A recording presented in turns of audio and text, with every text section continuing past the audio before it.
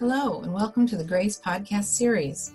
My name is Denise Brock, and I am the Operations Director for the Global Resource for Advancing Cancer Education, or GRACE.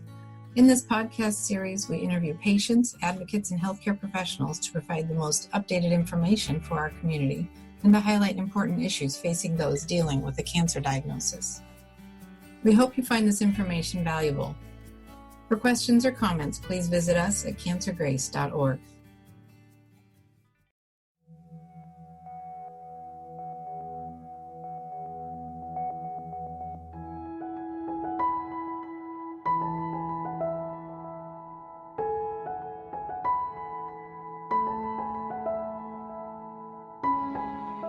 One of the many reasons we're excited about immunotherapy is that it seems that for a lot of patients, immune therapies are safer, less toxic than chemotherapy that we've been using forever.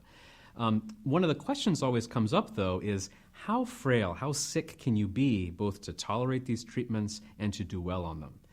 When a patient comes to us with a brand new diagnosis of metastatic lung cancer, part of our assessment as physicians is to ask, are patients fit enough to get the therapy? And you can imagine there are patients who walk in as marathoners, and there are patients who roll into our clinic on a stretcher. And we have to really think about whether the treatment we're going to offer them is safe for them and whether it's going to be effective.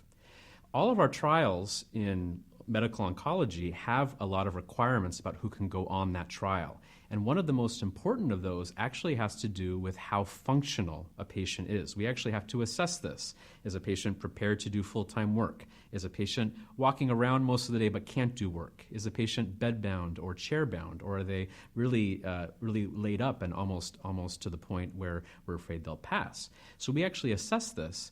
It turns out that almost all the clinical trials that drive an FDA approval or our ability to give these drugs, the patients who are on the trial by definition have to be patients who can work and be out of the house and do their chores. And that's not all the patients who come into our clinic. So then the question is, how much can we extrapolate from the clinical trials that we do have, and can we run trials to incorporate more of this swath of the population that we see? So increasingly, there are more trials that ask the question, well, what about patients who can't quite work, but they're still on their feet and doing some chores? And that's a level of performance status that we call 2. And some trials do accrue patients that have that level of function. So far, for the immunotherapy area, there have been a couple studies that have enrolled those patients. And what we find is that patients who have that level of functional status, patients who can not work, but they can be on their feet, they can do some of their household chores, that those patients do tend to tolerate immunotherapy pretty much as well as the higher performing patients in terms of function, and they do about as well or a little bit less well. What's tougher is, well, what about the other patients? What are the patients who are really chair-bound, who really can't be on their feet doing the dishes and doing their laundry? The fact is, those patients are not ever studied on clinical trials. All the data we have about those patients is really retrospective. If a system happens to have those patients and collects data on them, we can kind of ask the question after the fact. My approach to this is really individual, and of course there's age, there's frailty, but there's so much degree of difference among patients. For example, I have some 90-year-olds that I do give chemo to because they're fit and gardening and walking, and I have patients who are in their 40s who are very, very sick, and I can just barely give them kind of mild therapy. So I think in immunotherapy, compared to chemo, where there's less side effects in the majority of patients, a lot of us are willing to give at least a shot of immunotherapy to patients, even if they're not quite as fit as who our clinical trial patients would have been.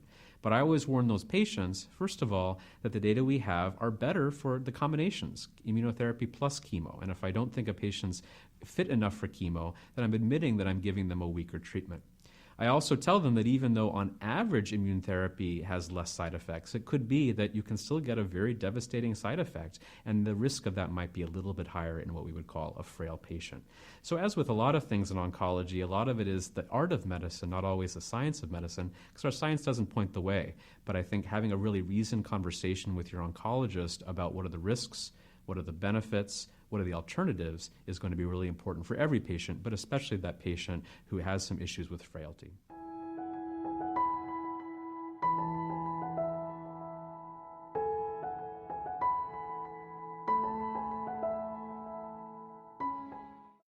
Thank you again for joining us. This podcast was made possible by the generosity of sponsorship from our friends at Lilly, Novartis, Takeda, AstraZeneca, and Exelixis.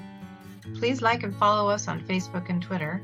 Send us feedback, share your story, donate and visit us for more information at cancergrace.org. Thank you for listening.